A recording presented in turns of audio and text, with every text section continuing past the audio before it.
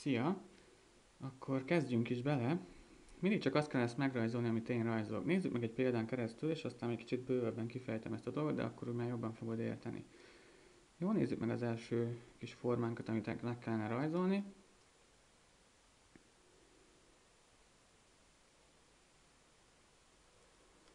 Ennyi. Ez egy ilyen kis pici kis kör. Igazából nem hiszem, hogy nehézséget okozna. Mindig majd meg kellene állni bizonyos részeknél, tehát minél többet megállsz rajzolás közben, annál jobb. Tehát a rajzolás az nem csak arról szól, hogy egyfolytában rajzolok a ceruzámmal és mozog a ceruza, hanem nagyon sokat figyelek, sőt, tehát a rajzolás inkább a figyelmedről szól, állandóan egyfolytában figyelni kell, és ugye, hogyha megállítom a ceruzámat és elkezdem figyelni azt, amit megrajzoltam arról, amit rajzolok, akkor sokkal pontosabb rajzot fogok tudni csinálni. Használni kell a figyelmünket, ez fontos. Jó, tehát ezt a kis karikát rajzold meg, és akkor megyünk tovább. Hogyha ez megvan, akkor nézzük a következő részt. Innen a kis karikának az alsó csücskébe elindulok, és egy ilyet kellene rajzolni.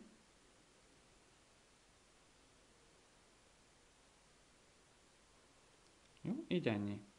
Jó, megint megálltunk, meg kellene nézni. Nyugodtan állítsd meg közben a videót, nézd meg a képet, akár ki is nagyíthatod, és nyugodtan a lehető legpontosabban próbáld megrajzolni. Ezek nem nehéz dolgot, láthatod, hogy egyszerű vonalakról van szó. Ugye azért is nem mondom, hogy mi az, amit rajzolunk, konkrétan mik ezek a részek, hogy hogyan nevezzük őket, mert hogy ezek ne zavarjanak be. Tehát igazából mi csak a rajzolásban csak vonalakat, távolságokat, formákat, vonalak dőlésszögeit, ilyeneket kell figyelni, ezeket rajzoljuk. A többi információ az felesleges ahhoz, hogy lerajzolj valamit, illetve nagyon zavaró is tud lenni.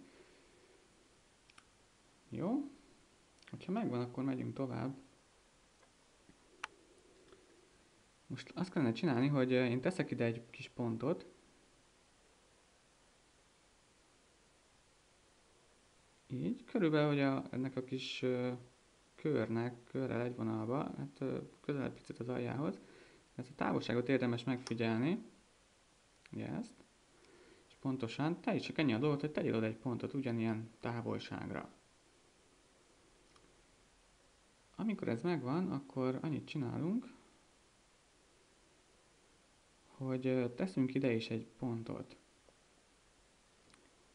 Így. Ugye ezzel egy vonalba, meg ettől körülbelül ugyanannyi az a távolság, mint ez. Tehát ez ugyanaz, és akkor fogom, annyi a dolgom a következő szakasz, most jön, hogy ezt egy pici kis ívvel így tulajdonképpen összekötöm.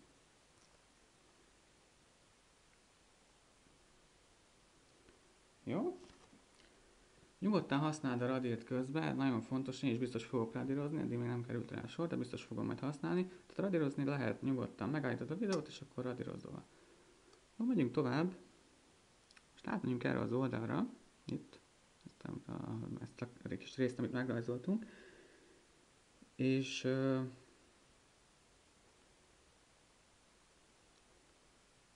innen kiindulva hozunk egy ilyen kis, picit lefele hajló, kis félkört. Nagyon fontos, ez a kis félkör, ez ennek az ezzel egy vonalba legyen. Ezzel a vonallal, és körülbelül ilyen távolságra. Amikor meg vagyok, akkor fogom ezt a kis kört, és egy ilyen kis, illetve ezt a kis pontból kiindulva, így összekötöm.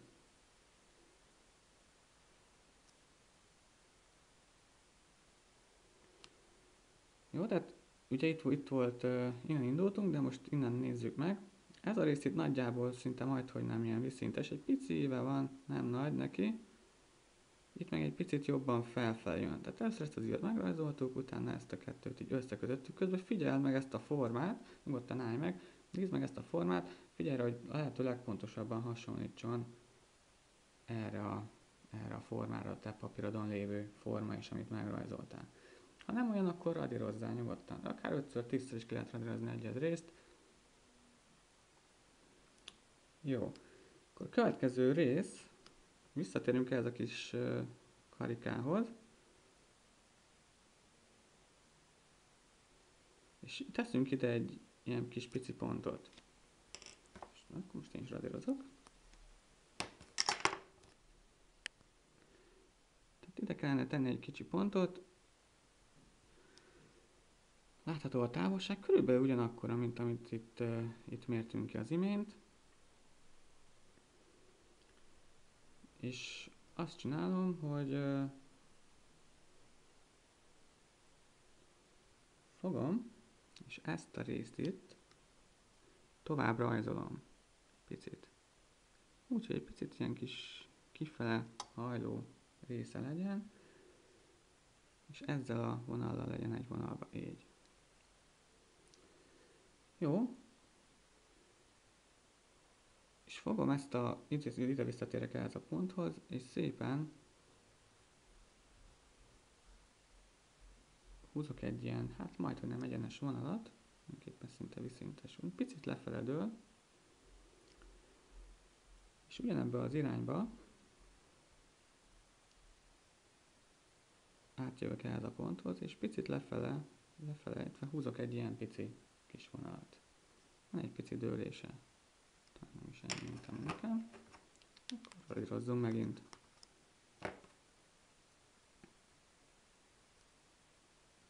Így né. Jó, fogom ezt a részt, itt, innen.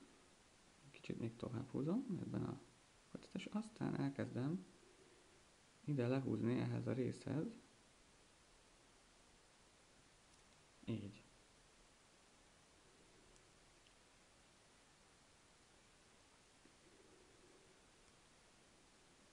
Jó. Ha ez megvan, akkor a következő részt ide visszatérünk. És húzunk egy ilyen kis pici, nagyon kis pici, ugye a ceruzám hegyéhez tudsz viszonyítani, ezekhez a dolgokhoz.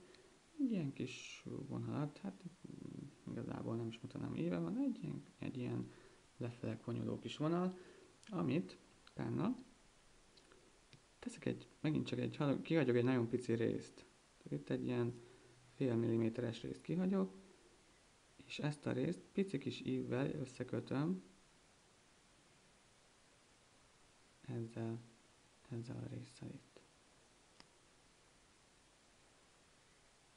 Jó, figyeld meg ezt a formát, amit én rajzoltam, nézd meg, hogy te, mikor készül a papírodon, és ugyanezt a formát látod, de hogyha nem, ha nagyon nagy eltéréseket látsz, akkor nyugodtan használd a radírt, ki kell radírozni, és addig kell rajzolni, ameddig lehető legpontosabban, legjobban fog hasonlítani.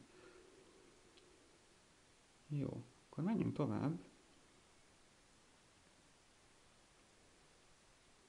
Nézzük meg, menjünk erre felé mondjuk. Igazából ezért állok meg néha így időnként, mert teljesen mindegy, hogy milyen irányba megyek, csak próbálom nézni, hogy még lenne az a legegyszerűbb útja a rajzolásnak, ahogy a legkönnyebben, legegyszerűbben fel tudjuk építeni. Jó. Fogom, és akkor innen húzok ilyen dőlésszögben egy vonalat. Hozzá arra kell figyelni, hogy ez a vonalnak a dőlésszögére egyrészt, a másik meg, hogy ezzel egy vonalba essen. Ezzel a résszel. Tehát egy viszintest ide, hogyha képzeletbe odahúzok, akkor az egy vonalba essen vele. És innen csak annyi a dolgom, hogy ezt a részt egy pici kis ívvel így össze tudom kötni. Így.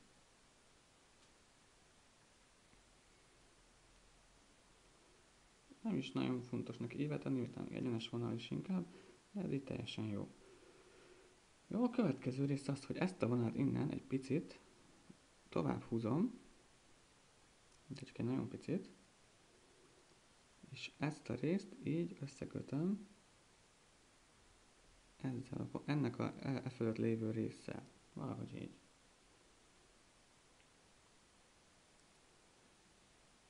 Jó. Következő, egy picit erre is húzok lefele egy vonalat, ugyanekkor a távolságba is. Húzok egy ilyen kis halvány vonalat ide. Akkor menjünk most ezen az oldalon folytassuk tovább. Ezt a kis részt, amit az előbb kihagytunk, ezt most befejezzük.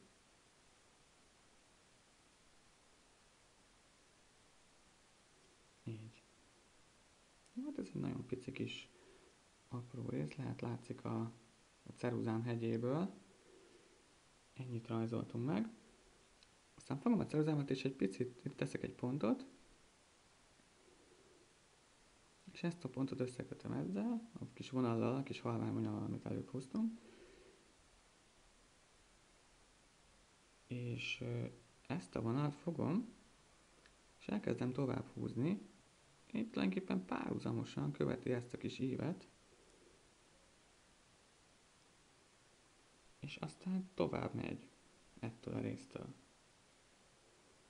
Elkezdem egy kicsit tovább húzni.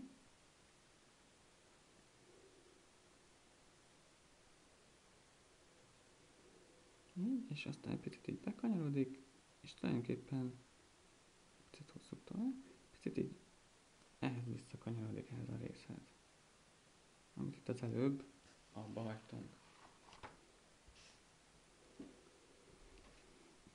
Jó.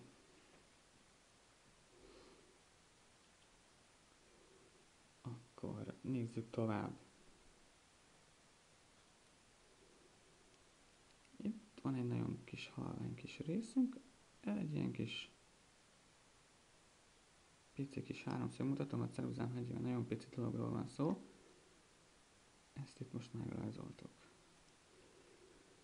Látható, hogy a rajzban, hogyha eddig ezt lehet elkerült a figyelmedet, de gyorsan elmondom, hogy építkezünk a rajzba, tehát nagyon egyszerű, hogy ugye innen kezdtük, kicsit ismételjük át a dolgot, ugye innen kezdtük el ebből a kis karikából, aztán jött ez a rész, és mindig megfigyeltük, hogy az a kis karika mennyire van ettől, az alja mennyire van a karika tetejétől, tehát hogy felépítettük a rajzot, aztán ugye a következő lépés az volt, hogy mindig a közelebbi lépést választottam, tehát amikor megvolt ez a rész, akkor ugye nem megyek el ide rajzolni, mert az sokkal nehezebb ezt a távolságot meghatározzam, mint mondjuk a karika széléhez képest ezt a pontot meghatározni.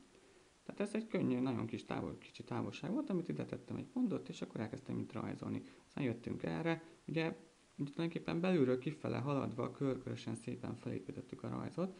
Ugye láttad, hogy voltam a bal oldalt, jobb oldalt, mindenféle irányból elkezdtük rajzolgatni ezt a rajzot, de mindig keresni kell tulajdonképpen a könnyebb utat a rajzot, hogy mik azok a kisebb, közelebbi távolságok, amiket könnyen meg tudsz egymáshoz képest határozni. Ez azért jó, mert a kisebb távolságokat azokat legtöbben sokkal jobban felismerik, észreveszik, be tudják azonosítani, és ezért könnyű őket megrajzolni, és ezért pontosabb lesz a rajzod, mint hogyha nagyobb távolságokat rajzolsz meg egymáshoz képest. Jó, tehát eddig ezt csináltuk a gyakorlatban. És ugye szó se esett semmilyen olyan dologról, hogy mi az, amit rajzolunk, abszolút csak távolságok, vonalak, formák, dőlésszöveket kellett figyelni, és így fogunk eljutni ahhoz a képhez, amit majd meg fogunk kapni, nem sokára. Menjünk is tovább. Következő lépés, hogy innen a kis karikától fogom a ceruzámat egy kicsit fentebb viszem ide ez a vonalhoz, ez a vonaltól pedig még egy picit fentebb viszem, és teszek ide egy pici pontot. Ezt a távolságot kellene meghatároznod, ilyen kis, így ahogy én, körülbelül akkora, mint ez, egy picit talán kisebb, jó? Tehát azt ott szépen meg lehet határozni. És akkor a következő lépés az, hogy húzok egy körülbelül ilyen viszintes vonalat errefele haladva. Igen, bocsánat, még itt akkor visszatérünk először egy ilyen rész lesz, de ezt jó, hogyha megrajzoltad, csak itt kimaradt egy rész, amit most lettem észre.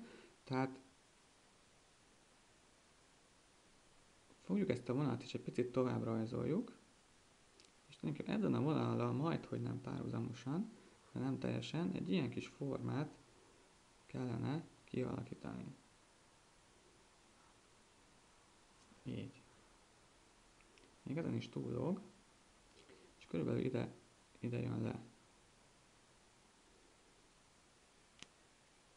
És akkor most térünk vissza ehhez a részhez, hozzá megrajzoljuk ezt a kis vízszintest, és elkezdjük innen kiindulva, pici ívet adunk neki.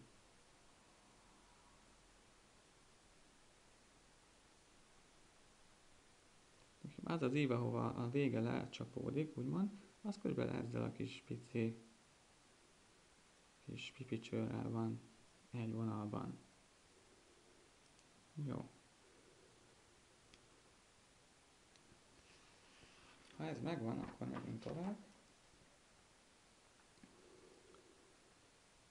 Itt jártunk, itt egy picit, ez a vonal, ugye beszélünk, hogy vízszintes, egy picit most adunk neki egy kis dőlésszöget felfele, elindítjuk,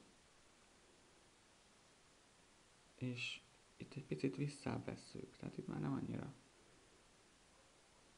ez a vonal, így ennyire kellene megrajzolni.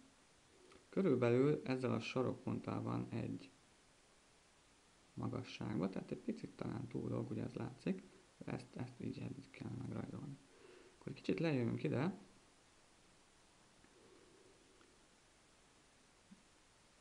és ezt a részt egy picit itt húzunk ide egy ilyen kis pici vonalat.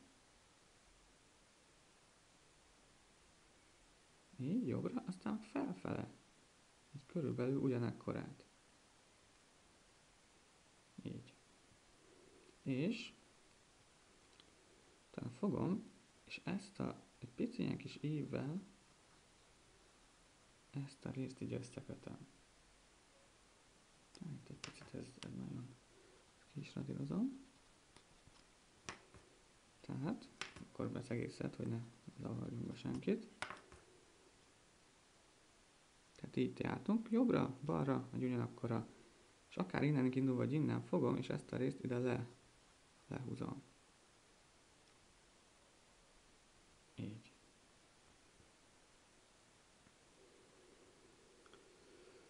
Jó, akkor fogom, és innen a kis sarokpontból ebbe az irányba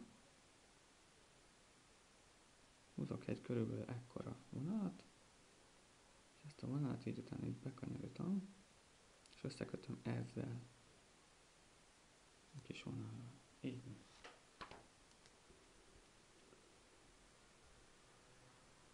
Jó.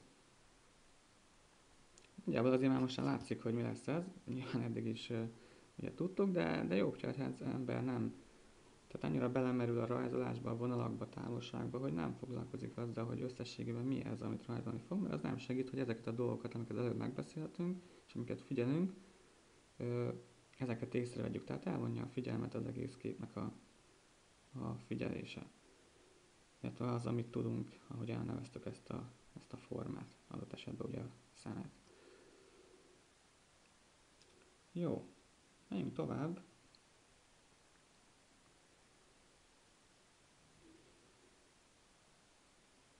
Fogjuk, és akkor innen, ebből a pontból, egy picit lentebb jövünk, nem jó ez a pont, egy ilyen távolságra kellene tenni egy másik pontot. Viszintesen, tehát ugyanazon a vonalon, egy ilyen távolságnyira. Nagyon fontos, nézd meg ezt a távolságot, és pontosan le is rajzold meg. És annyi a dolgunk, hogy innen egy picit ilyen ebbe a dőlésszögbe összekötjük ezzel a vonallal, amit itt már ideig megrajzoltunk. Jó, nézd meg ezt az egész, ilyenkor kicsit nagyobb formát is meg lehet nézni, amikor már ugye ezt összekötöttük, hogy akkor ez hasonlít-e arra, amit a te papírodon van meg itt. Mindenféle értelemben, hogy látszik, hogy ez kicsit vastagabb, itt vékonyodik el az egész forma. Itt megint csak körülbelül olyan vastag, mint itt. Ezeket érdemes megfigyelni és úgy alakítani, hogy ez úgy legyen a te rajzodon is.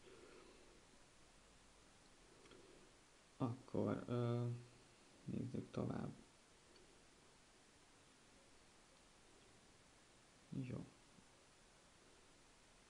jöjjünk vissza ide, ehhez a részhez, és azt kellene csinálni, hogy fogod, és húzol egy ilyen függőleges vonalat.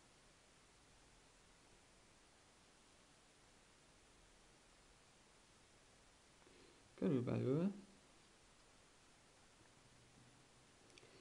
ezzel egy vonalba legyen, talán egy picit túl is húztam.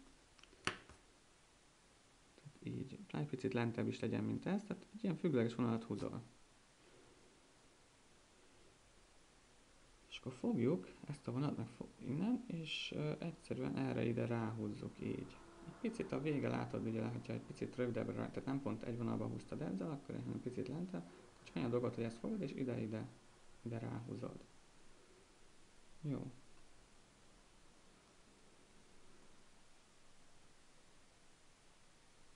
A következő rész az lesz, hogy fogjuk a ceruzánkat, és ide jövünk ebbe a sarokba. Itt körülbelül ezzel a sarokkal egy vonalba, ugye itt már voltunk egyszer ennél a pontnál.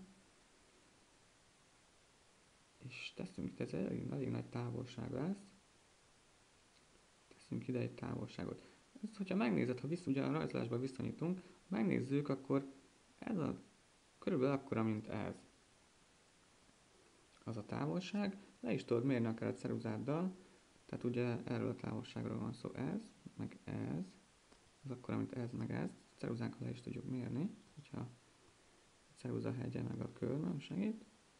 Igen, és akkor látszik, hogy egy picit is magasabbra fogom rajzolni.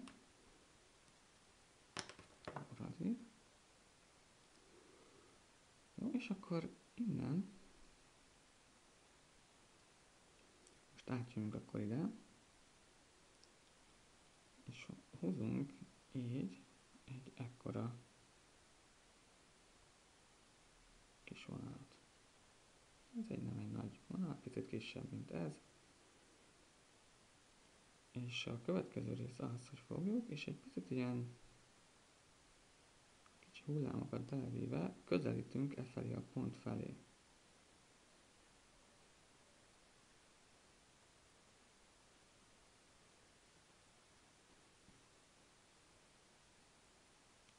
Jó, tehát ezt a pontot összekötöttük ezzel, úgyhogy például vittünk be egy kis hullámot, kis törést, ez majd még fog alakulni a tonusozás során. A lényeg, hogy ez a két pontot így össze fogom kötni, vagy össze kellene kötni, valahogy így. Jó, innen, akkor menjünk tovább innen, húzunk egy vízszintes vonalat, egy ekkorát.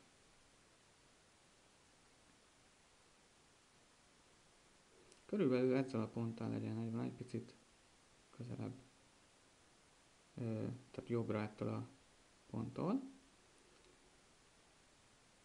És akkor egy picit lejövök, így minimálisan, és elkezdem, folyamatosan elkezdek lefelé jönni,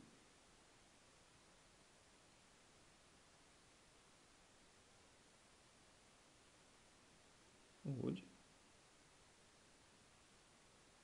hogy eljussak így ide ebbe a pontba.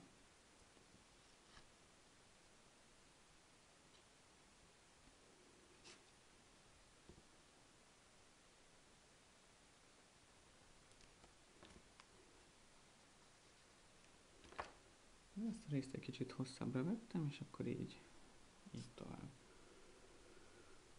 Jó. Megállok, ugye én is közben megállok, megnézem, megfigyelem, mi az, amit rajzoltam. Itt mellettem itt van a kép, amiről rajzolom, és ugye én is leellenőrzöm. Azt mondom, hogy jó, akkor mehetünk tovább. Nagyon fontos, hogy te is álljál meg, tényleg ezt már ugye elmondtam, de ez nagyon fontos dolog. Állj meg rajzolás közben, nézd meg, ott van a monitoron előtt, tehát amit rajzoltam, a papíron meg, amit te rajzoltál, és figyeld meg ezeket a részeket. Hogyha megállsz, rászánod az idődet, megfigyeled, akkor is radírozol, vagy teszel hozzá ceruzával, hosszabbra veszed, rövidebbre veszed, kiradírozod, akkor biztos, hogy meg fogod tudni rajzolni. Jó, nézzük tovább. Ide jövünk ebbe a sarokba,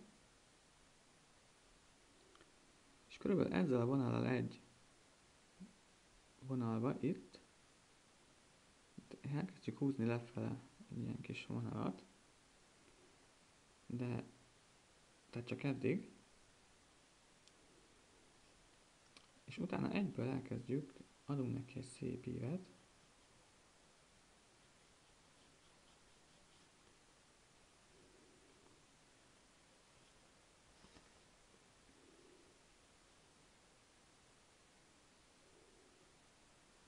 ami valahogy így fog kinézni.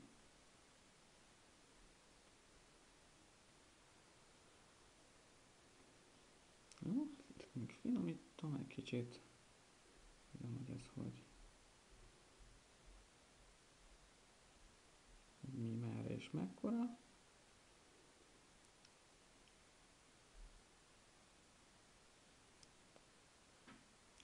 Aztán még pluszba két ilyen kis halványvonalat, ezek ilyen kis ráncok lesznek.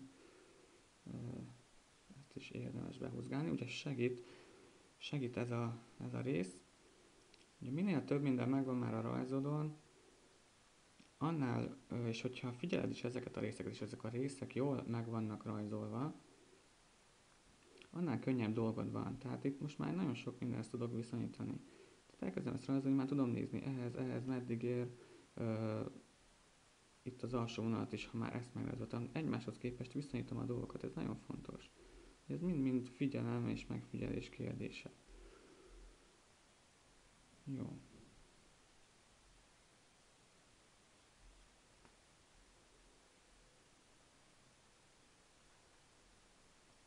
Oké. Akkor nagyjából készen is vagyunk, és ugye már azért látszik, hogy mit rajzoltunk.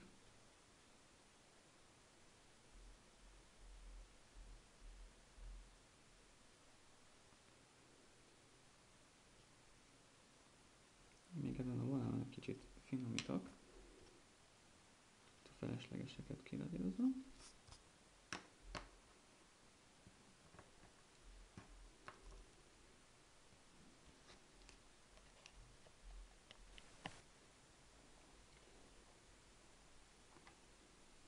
Akkor ezzel készen is lennénk. Most, hogy meg vagyunk, akkor menjünk át a tónusozásra. Ugye színezzük ki a szemet. De mielőtt hozzákezdenénk, nézzük meg egy másik lapon, érdemes egy kicsit szokni a ceruzát. Ugye most kellene felvenni a 8 védj ceruzánkat, és csinálni fogunk egy ilyen tónusskálát, mindjárt fogom is mutatni, hogy mire gondoltam. Ez csak azért, illetve annak szükséges, aki mondjuk nagyon régen rajzolt már, kicsit szokni a ceruzát, a tónusokat, hogy mit lehet kihozni egy ceruzából. Mutatom is akkor, hogy mire gondoltam. Induljunk el innen. A világos résszel fogjuk kezdeni.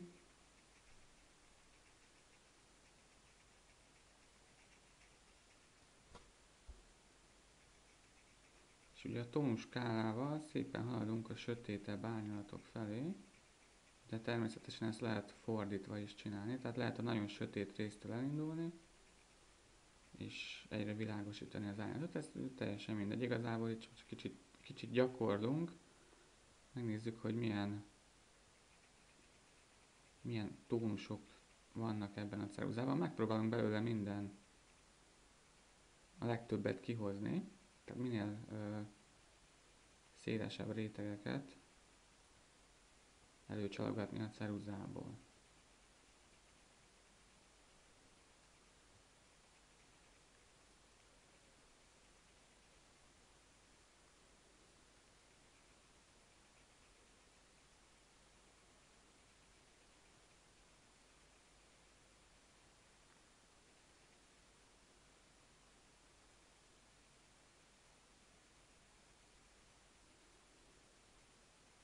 Fontos arra figyelni, hogy minél finomabban, tehát minél kisebb, finomabb változásokat érzékeltetni ceruzánkkal, mert hát ugye az életben is, meg a fotóról is tónusozik az ember, akkor nagyon-nagyon sok millió átmenet árnyalat található egy fotón, egy életszerű dolgon, amit éppen tónusozunk. És minél jobban megvalósítod ezt, annál életszerűbb lesz a te rajzod is.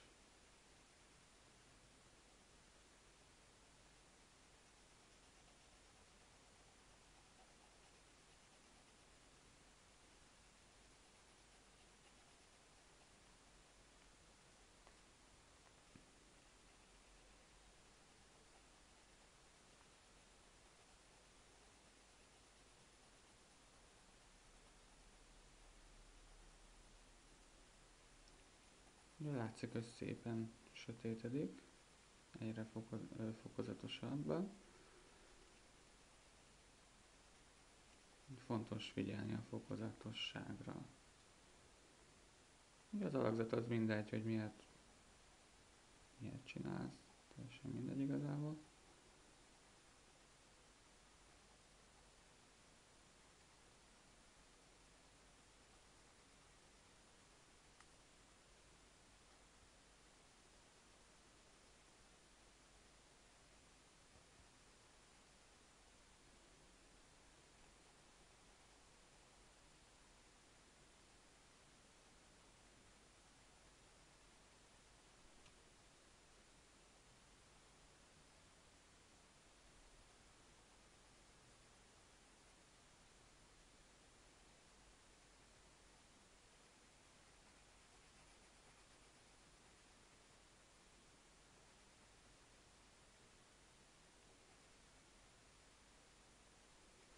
Nagyon fontos itt a sötét részeknél is, hogy teljesen hozzuk ki a ceruzából, ami benne van, tehát ne sajnáljuk, ne féljünk a sötét részektől is, azok ugyanolyan fontosak, mint a köztesebb vagy a világosabb részek. Tehát egy elég sötét árnyalatokat lehet létrehozni mondjuk egy ilyen 8B ceruzával, úgyhogy bátran használjuk ki a ceruzában lévő lehetőségeket.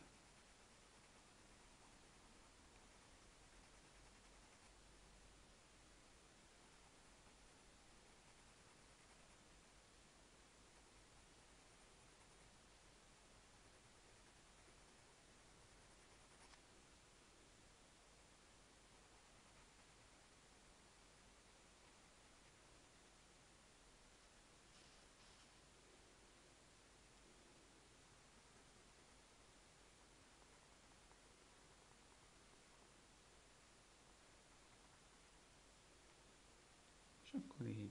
Jó, ezt meg lehet nyugodtan csinálni, tényleg csak azért, hogy szopjuk a ceruzát. Jó, és hogyha ez kész van, akkor mehetünk tovább a szemre.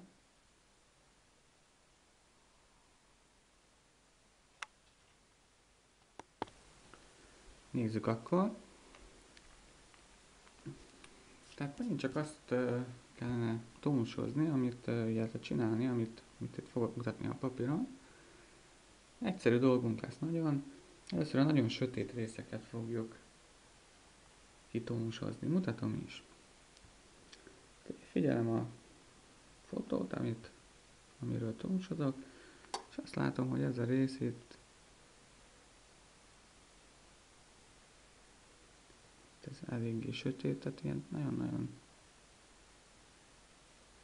sötét árnyalat. Ezt fogom, és akkor betónusozom.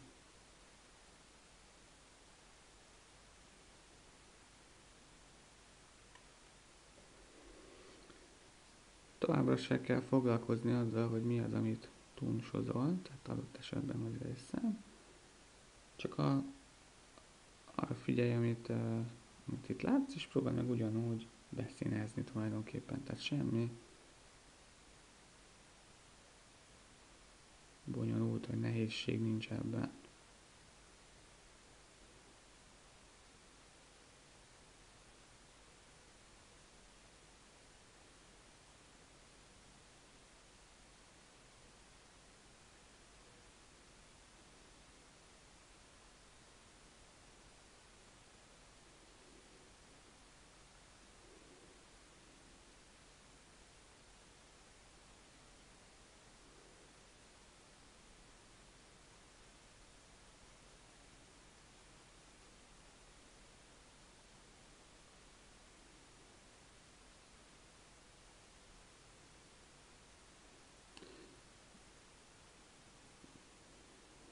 Érdemes arra odafigyelni. Most ugye itt nagyon sötét részeket csináljuk, ugye az látszik, hogy itt ez a rész, ezt eléggé, hogy mondtam, hogy eléggé sötétre is csináltam. Itt,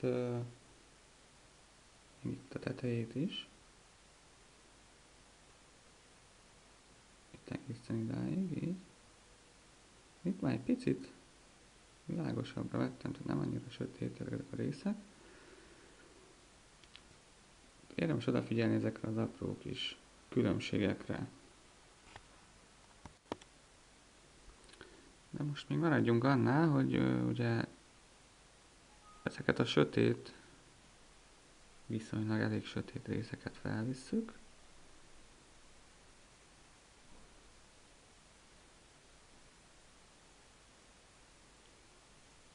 És itt bátran lehet használni a ceruzátban lévő sötét tónusokat.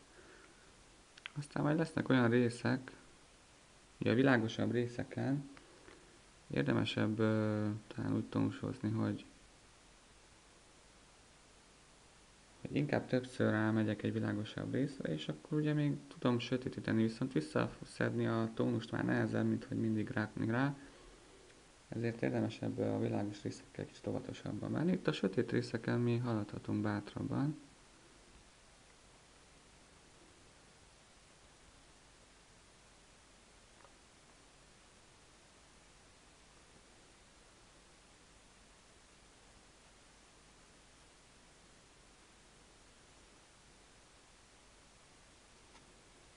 Itt járunk eddig. Akkor azt látom, hogy itt is egy kicsit sötétebb.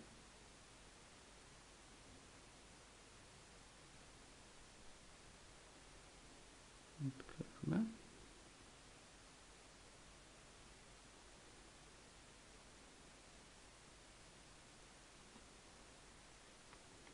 És akkor itt ez a rész is.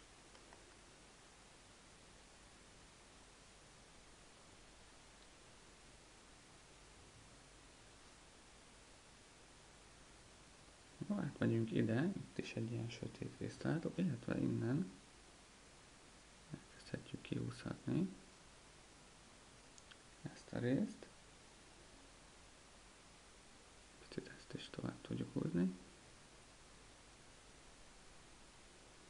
Ugye már látszik, ez meg ez a vonal azért már nem annyira sötét, mint ez, így egy picit már világosabbra vettem. És inkább majd még fogok rajta sötétíteni. Ezt a rész is itt, ez a rész is itt viszonylag sötét.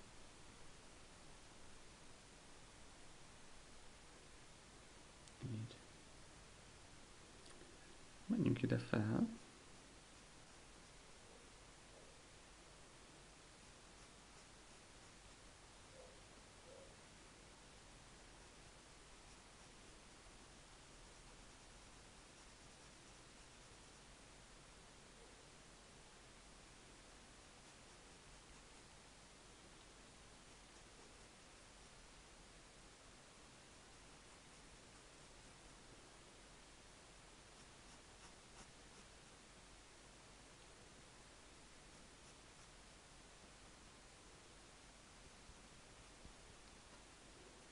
Tehát eddig itt tartunk.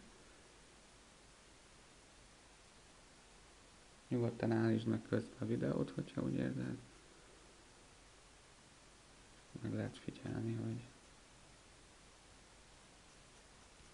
melyik résznél járunk pontosabban.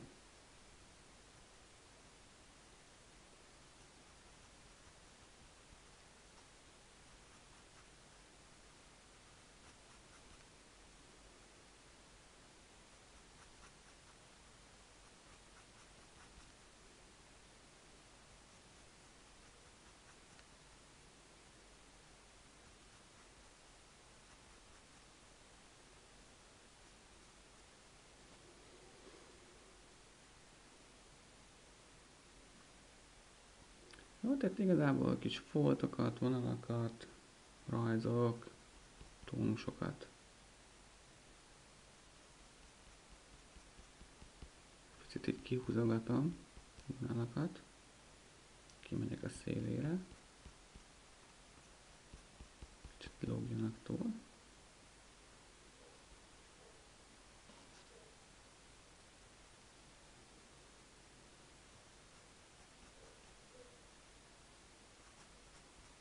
Kicsit sötétebbre veszem.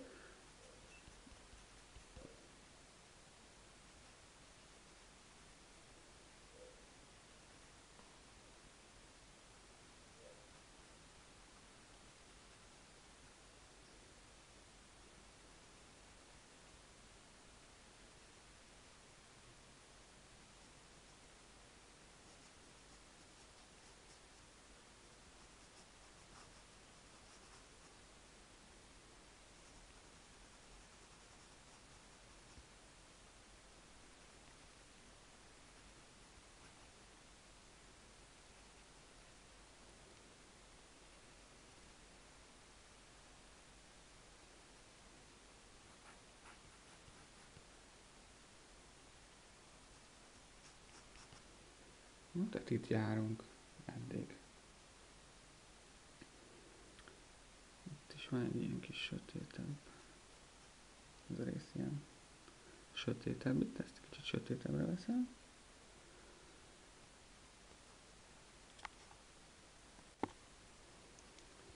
Jó, most váltottam egy 2B-s ceruzára. Itt látszik. Picit ugye felvittük a nagyon sötétebb tónusokat. Most megnézzük a köztes tónusokat. Hát előtte megnézzük az alsó részen vannak ilyen szempillák. Ezeket szépen bele fogjuk így húzgálni.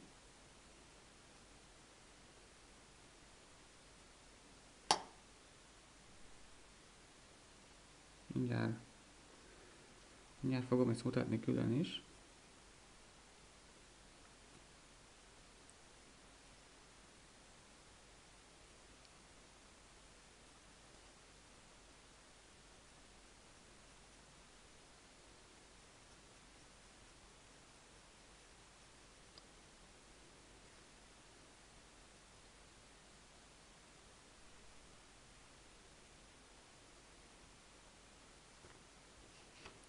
Jó, tehát nézzük meg külön egy picit ezt a szempilla dolgot. Annyi a lényege igazából, hogy ugye a szempilla, érdemes kiegyezni előtte a ceruzát, hogy jó, tehát vékony legyen a ceruzának a vége, hegyes.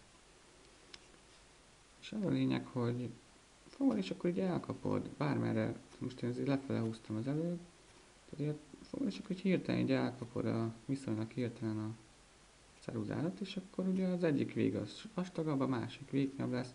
Tehát tényleg ilyen kis szempilla-szerűen rajzolni ezeket a kis apró vonalakat. És ugye arra odafigyelni, hogy milyen szögben állnak azok a szempillák. Tehát az is nagyon fontos. Tehát ne így rajzold a szempillát, hogy és akkor húzol ilyen vonalakat, mert akkor az olyan, hát nem olyan életszerű. Jó, tehát próbálj meg így elkapni egy picit, és akkor olyan bátran. Nem baj, hogyha kicsit hosszabb lesz az egyik, akkor le lehet radírozni a végét. Tehát lehet javítani, radírunk van. Jó. Ugye ezt csináltam, itt fogtam, és akkor így ezeket így odahúzgáltam.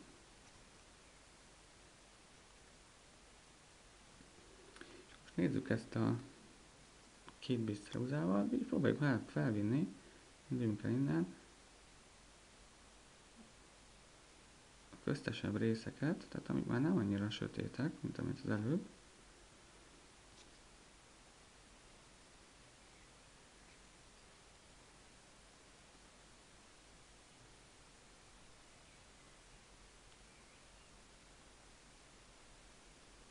Ugye húztunk, mikor rajzoltuk, itt egy kis halvány vonalat, biztos látszik még a rajzodon, a tiéden is. És alatta itt egy picit ez a vonal, amit itt berajzoltunk vele, vagy sáv, az ugye világos eléggé, alatta viszont picit sötétebb, itt végig, ahol a szem pillák vannak. És most próbáljuk érzékeltetni.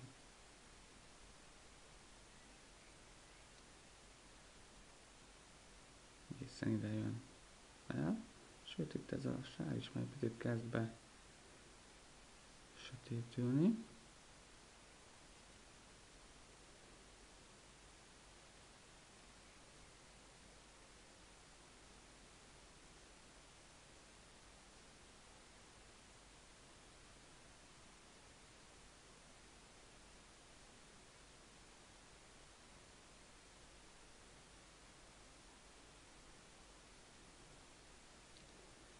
Így ezzel a résszel itt összehozzuk. Itt végig van egy ilyen vonal.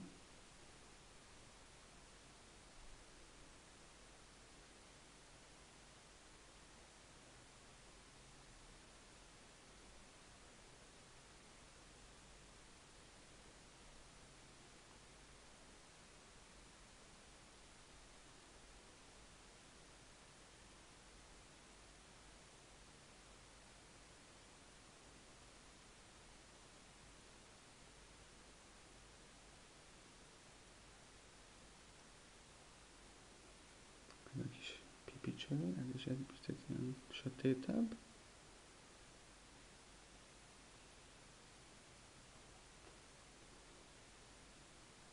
No, tehát innen elindultunk, körülbelül ilyen hasonló tónusba tettünk fel egy ilyen árnyalatot. Itt egy kicsit sötétebbre vettük a dolgot. Itt a sarkában is picit sötétebb. Ez a kis pipicsőr is. Így.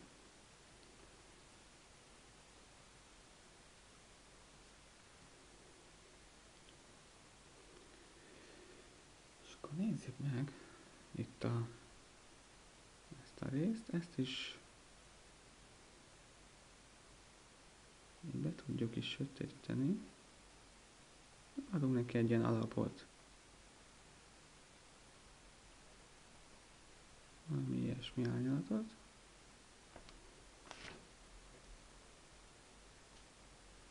És innen még fogunk sötétíteni. Ezt a részt itt a kis szemfény mellett picit próbáljuk meg sötétebbre venni. Nagyon finoman használom a ceruzát, tehát nem nyomom rá egyáltalán.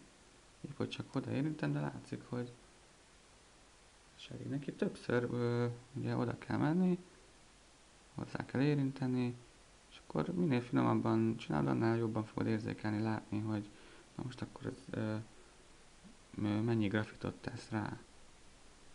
És amikor úgy érzed, hogy úgy látod, hogy olyan, mint a te papírodon is, mint itt a monitoron, akkor lehet tovább menni.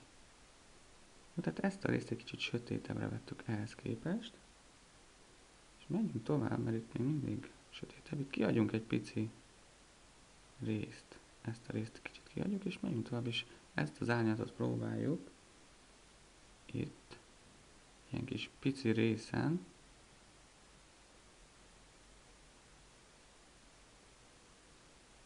kitónusozni. Aztán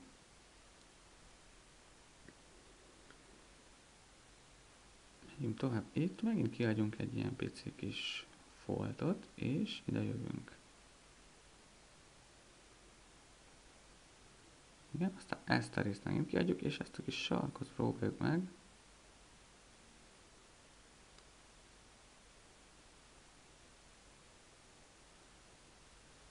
sötétebbre venni.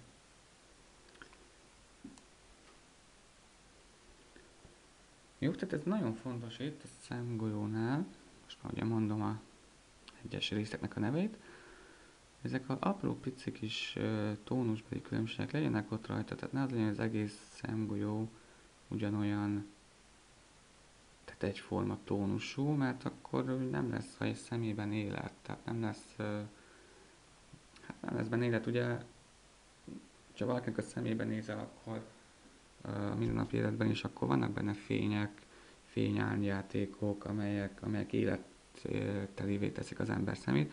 Ez a rajzban is nagyon fontos, hogy meglegyenek ezek az apró kis pici különbségek. Itt még ezen a részen, itt ezt a sarkot picit sötétebbre veszem még. Jó? Így.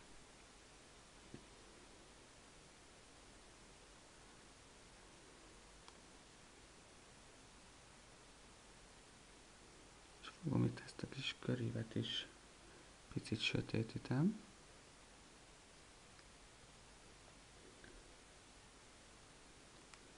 Jó, akkor menjünk ide ki ez a részt. Itt is tudunk neki egy ilyen viszonylag sötétebb alapot adni, ezt a fehér részt, amit kihagytunk. Csak picit ezt az oldalt itt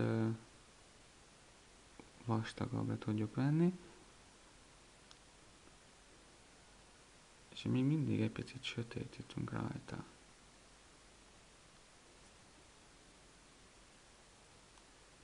Így mondjuk.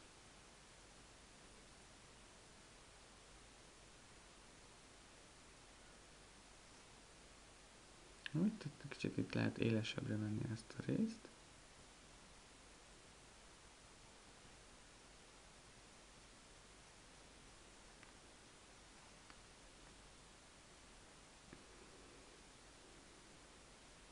Visszatérünk ide, és megyünk tovább. Nagyon óvatosan. Itt ezt a szemes sarkát kicsit elkezdjük tónusozni, finomabb. És kiadjunk egy ilyen világos részt. Sőt, nem is hagyjuk ki, oda is nagyon halványan viszünk egy ilyen alapot neki, de csak ennyi. És ezt a részt még egy picit tovább sötétítjük.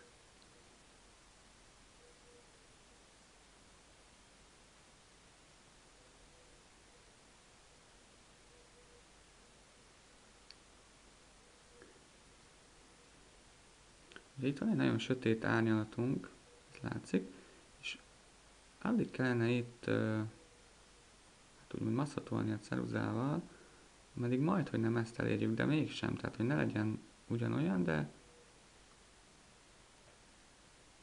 de közelítse meg azt a tónust. Most egy picit ezen még sötétítek is.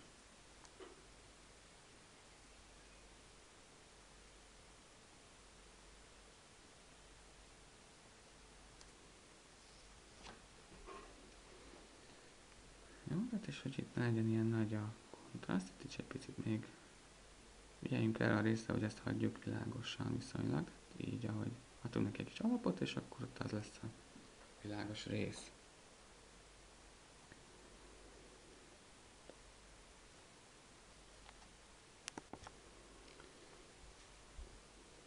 Jó, ezzel az árnyalattal tulajdonképpen dolgozunk tovább. Megfogom, és akkor itt ennél a résznél, és így húzok elfele, és satírozok egy ilyen,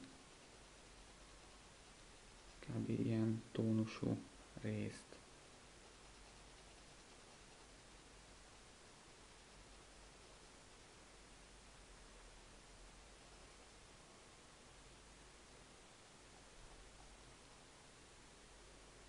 Megfogom, és innen egy kicsit elkezdem sötétíteni, kifele húzva a ceruzát.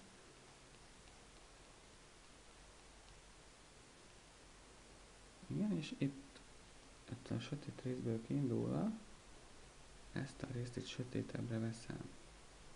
De nem olyan sötétre, mint ezt, csak sötétebbre. Teljesen lejövök idáig, ez az alsó kis vonalig, és egy picit túl is húzom.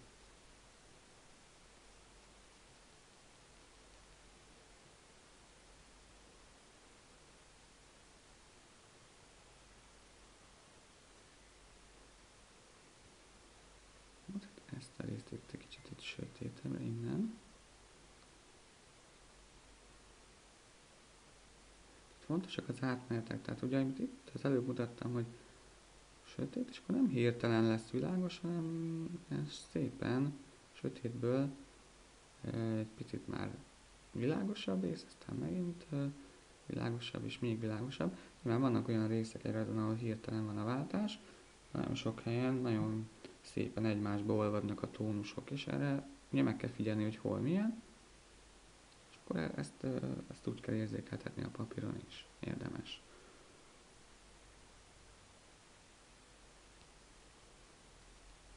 Hát itt is például, most nagyon nagy ugye van egy tónusunk, itt van egy sötétebb, nagyon nagy a váltás, de itt én azt látom a fotón, hogy itt szépen egymásba folyik ez a rész például.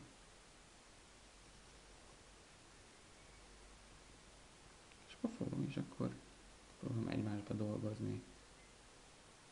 Finoman használom a ceruzát, nem kell sietni.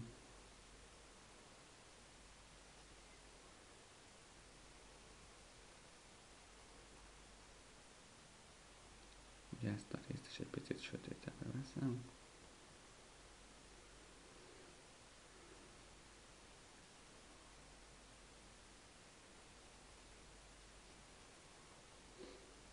És akkor megyek tovább erre fele, ugyanezzel a tónussal körülbelül. Fogom is ezt az egészet, ezt a sötétet, meg ezt összehozom. Itt hagyok ki egy kis részt, túl sokat. Sőt, és lehet így nagyon halványan ezt is itt tónusozni. Itt megint csak ezt a részt, meg ezt a részt összedolgozom.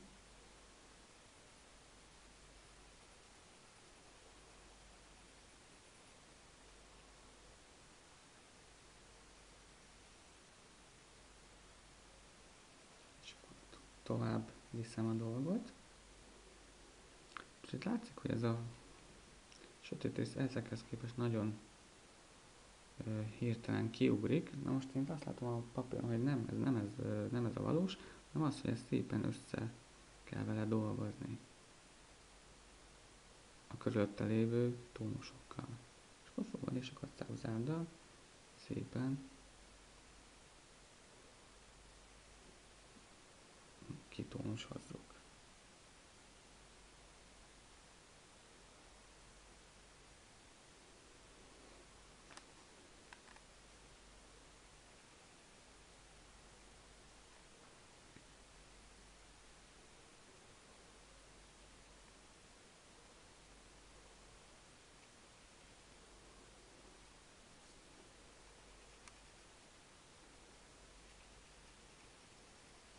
Itt egy picit ezt a részt itt tovább vázoljuk, de most nekünk nem fontos, itt már ez egy másik terület.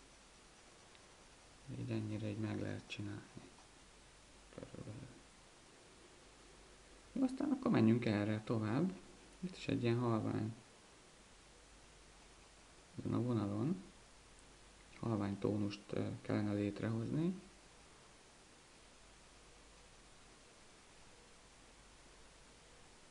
Úgyhogy ezt egy picit megerősítjük, ezt a vonalat. Nem nagyon, tehát ne legyen erős, kb. Így.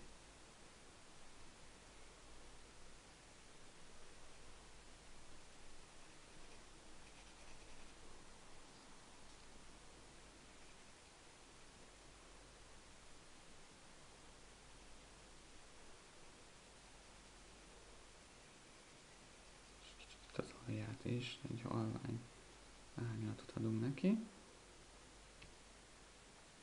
Aztán megyünk mondjuk innen tovább.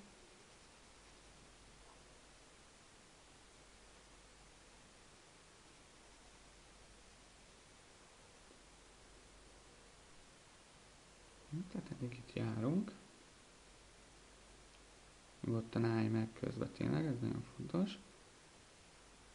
És figyeld meg. Most visszatérünk egy picit ehhez a sávhoz. Picit ezt próbálom itt halványan, sötétebbre venni. És pontosítok. Ugye folyamatosan, tehát nem egyből van, Tehát ugye látod azt, hogy bizonyos részekre többször visszamegyek, meg valami vissza fogok menni többször. És amit mondtam az pár perccel ezelőtt, hogy érdemesebb többször több rétegben felvinni a dolgokat.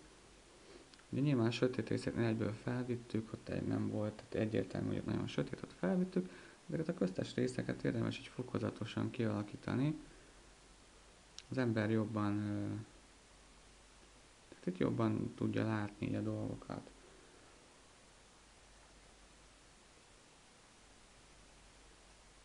Illetve hát, hogyha valahol,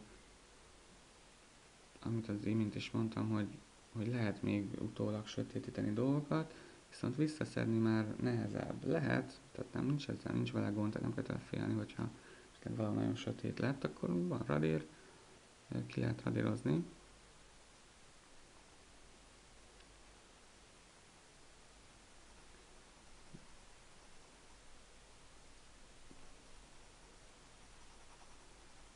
Jó, ezt a részt még egy kicsit sötétebbre veszem, itt az imént voltunk. Azt látszik, hogy itt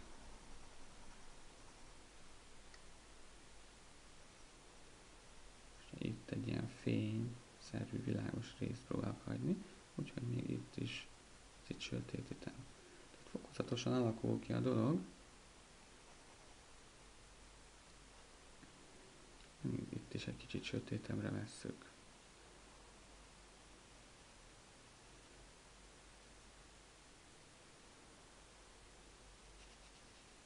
A fehér részt, amit kihagytunk, egy nagyon halvány kis réteget vegyünk rá.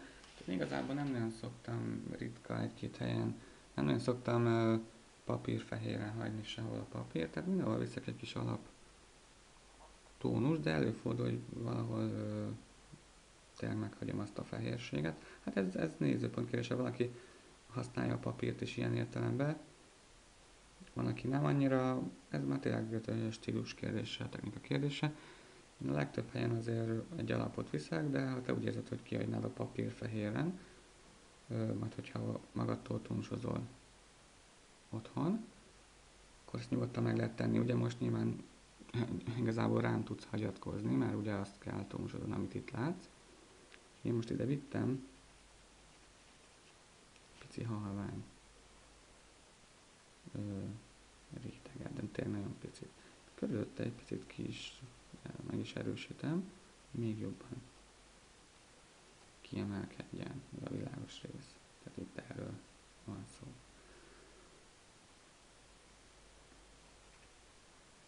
Nézzük, menjünk tovább.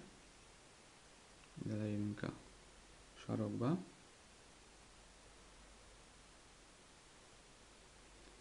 Azt látom, hogy itt is van egy ilyen nagyon világos rész, ezt kihagyom egyelőre.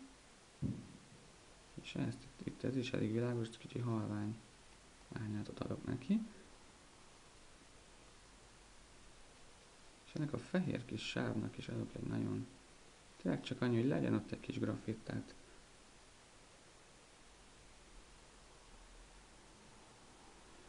és visszatérünk ide.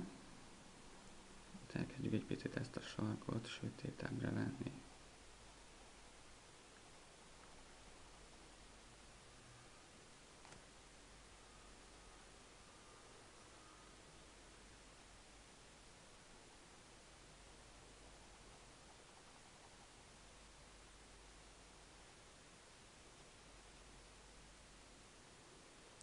Alul is jövünk egy picit, adunk neki még.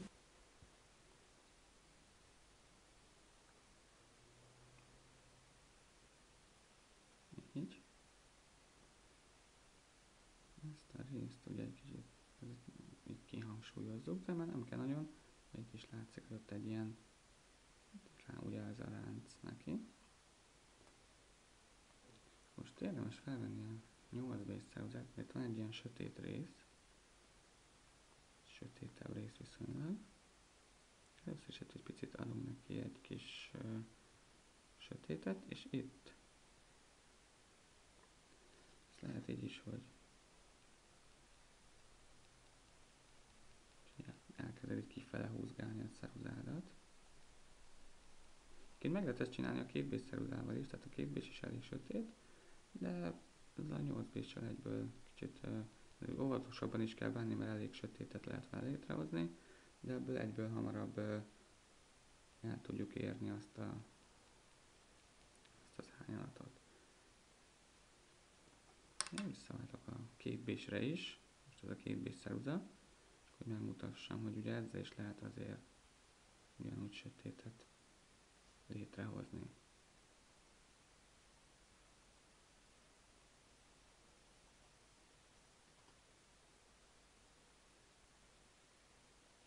Ezt is egy picit sötétítsük be, mert nem ilyen világos.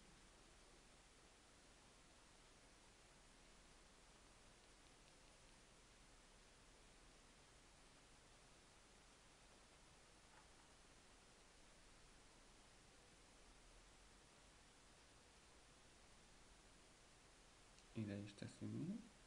Látszik, ugye, hogy itt is már jártam. De előbb mondtam, hogy vissza-vissza térek bizonyos helyekre, és akkor nézem az összképet is, meg nézem azt, hogy milyen tónus található, és kitónusozom. Minél jobban figyelsz, minél pontosabb a megfigyelésed, minél jobban megfigyeled. Ugye én most annyira nem nagyon állok meg így, vagy az így nem látszik a kamerán, de én is nagyon figyelek.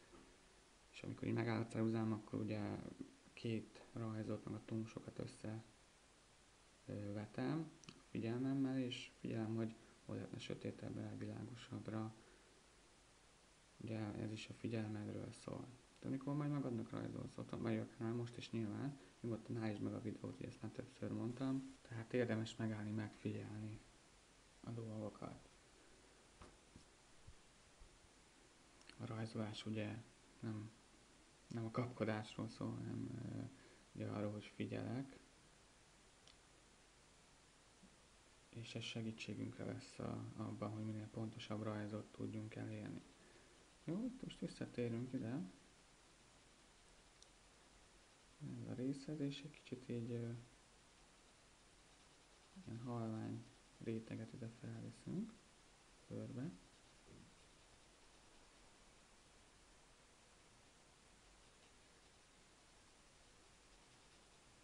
És ezt a sötét réteget, meg ezt, amit most feljöttem, ezt megfogjuk, és megint csak összehozzuk a kettőt, tehát összedolgozzuk.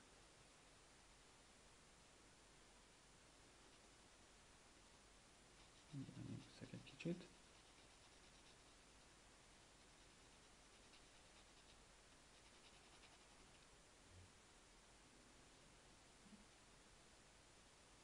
Tehát ez olyan tulajdonképpen, mint amit gyakoroltunk a tónusozás elkezdése előtt, olyan, mint egy tónuskála. Próbálom, és a sötéttől a világos felé eljutok, és szépen megcsinálom a tónuskálát.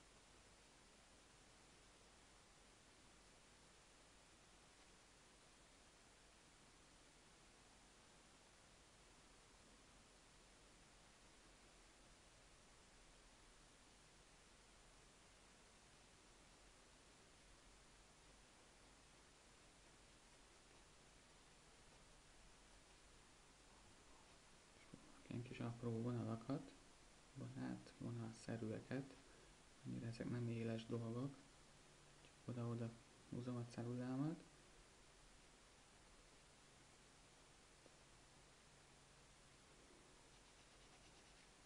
És ide is, ugye ez egy nagyon világos rész, veszünk egy nagyon kis halvány alapot.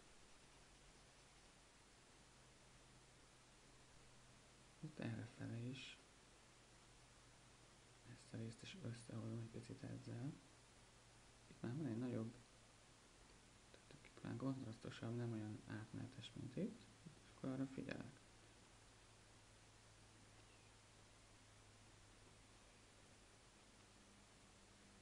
Jó, de visszatérünk a szempillákhoz egy picit.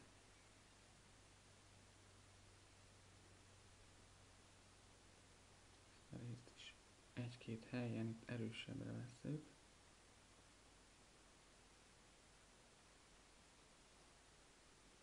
És magát a szempillát is meg lehet erősíteni.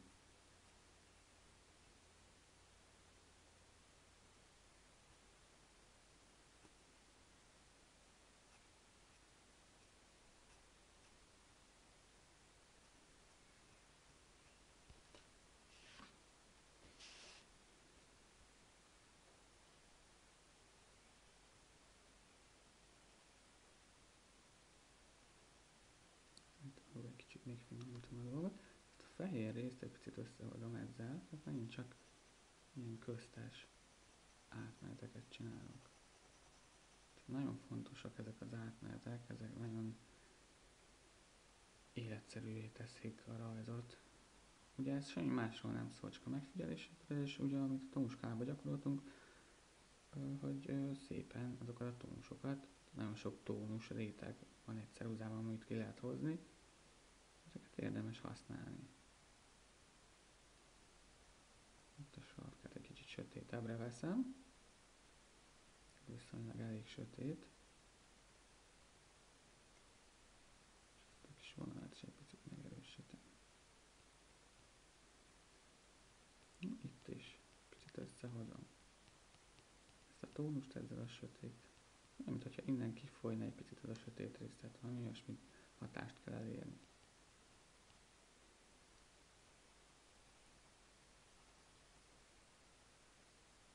Mindig itt ezt a részt mindig csak összehozom ezzel. Tehát ugye látszik az, hogy finomítom a dolgot, egyre inkább homogénebb össze fog állni a rajz.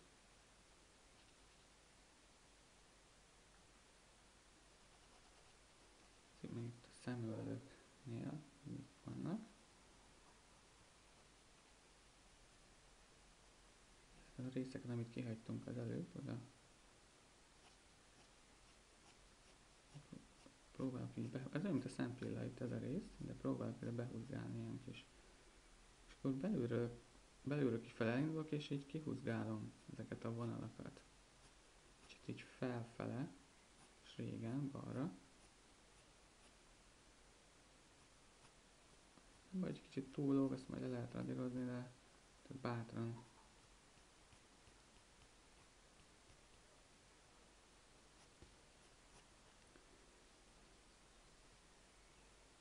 És fogom, és akkor nézem, hogy hol sötét, egy picit sötétebb szálakat húzok bele.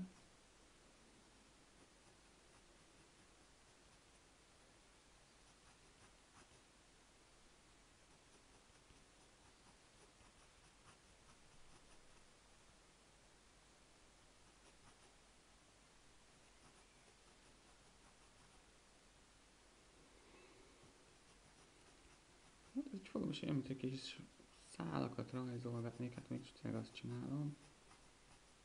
Semmi másról nem szól ez a részét.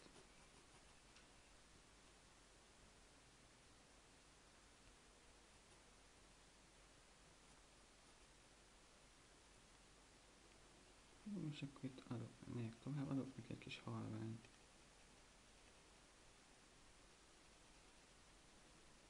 Réteget. Ugye figyelni kell arra, hogy ettől világosabb legyen. Sőt, ezt még egy picit lehet sötétíteni továbbra is. Viszont ide alul egy kicsit bejön.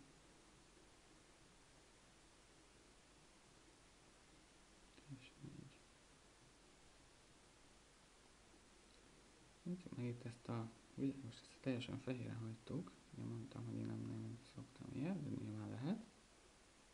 Pici réteget, ez egy tényleg nagyon világos rész itt. Pici réteget viszek rá. Csak ennyit. És ott a papírfehérre hagyjuk a dolgot. Még jobban kiemelkedjen, itt mellette van is egy ilyen sötétebb rész. Ezt megerősítjük azt a vonalat.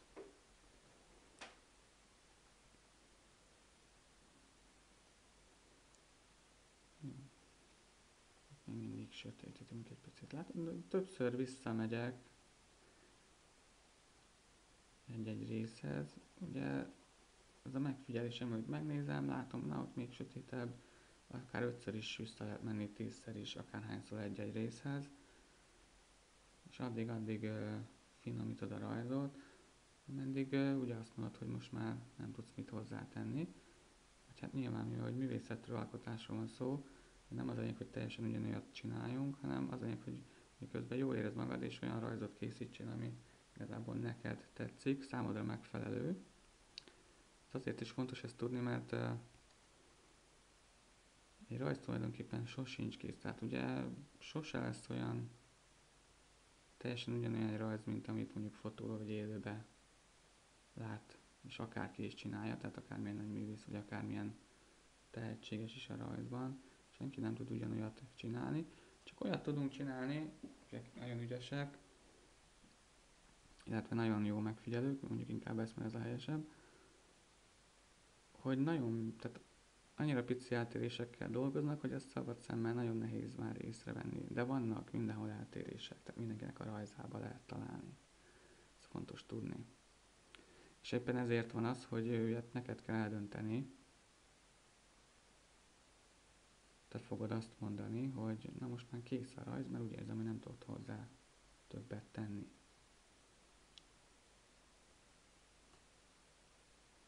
Jó, nézzük meg ezt a kis szemöldököt még. A 8B ceruzával, itt egyes helyeken itt kicsit belemegyünk, sötétítjük.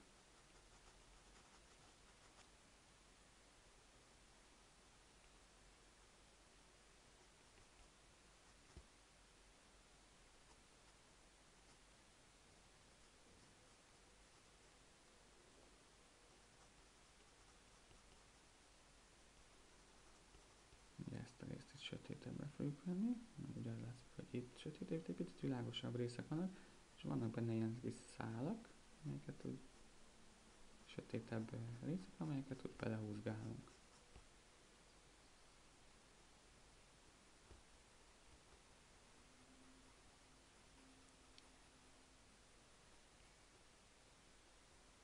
Jó, és egy picit ezt lehet sötétebbre venni, ez itt elég sötét terület.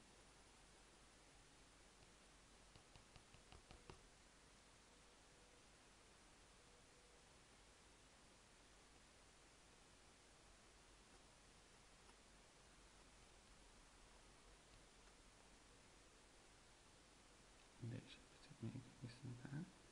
Ugye most a 8B ceruzám van a kezembe, de ugye egy kicsit még óvatosabban lehet bánni. És át lehet menni a dolgokon, tehát egy picit még itt ezt a sötét részt. Ugye, ahogy kezdtük a rajzot, ezt még kihangsúlyozom, ezt tényleg lehet sötétebb. Megnézem a szemgolyót, nagyon fontos.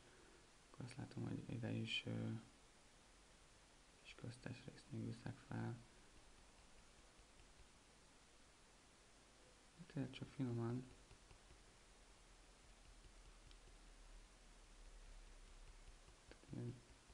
Érzékelhető azért, hogy óvatosan használom ezt a ceruzát.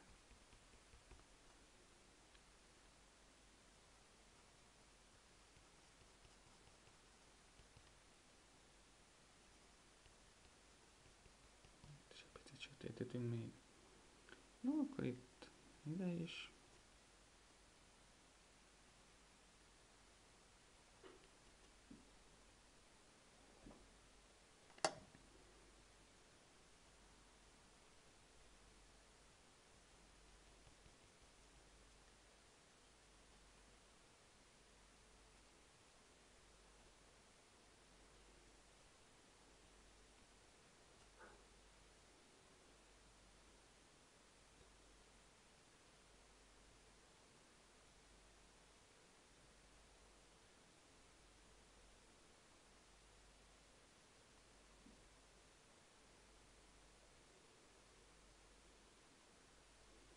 Jó, ide még egy pici kis apró sötét részt tegyünk bele ebbe a kis szemsarokba, ide is.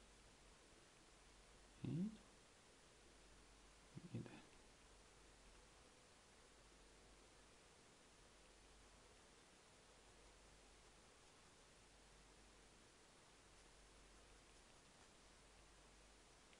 És itt még egy picit.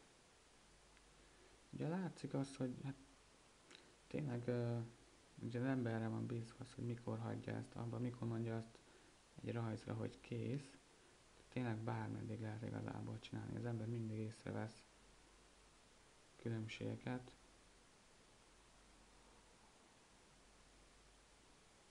Tehát ilyen értelemben kicsit nehéz abba hagyni a rajzot, de van egy pont, amikor meg fogod érezni, hogy na most már nem tudsz hozzá többet tenni, vagy nem akarsz, és akkor kell abba hagyni a rajzolást.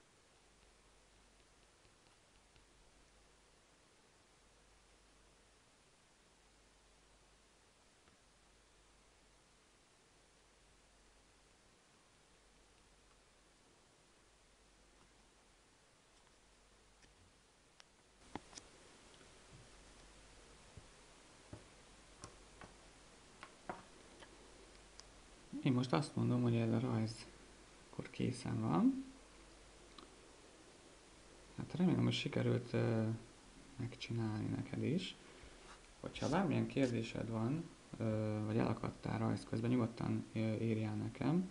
Ha tudok, akkor segítek. Nyilván élőben sokkal jobban tudok neked segíteni, ott bármilyen kérdést fel tudsz tenni, illetve meg tudom mutatni az adott kérdésre, akár a gyakorlatban is a választ, úgy mint a papíron. És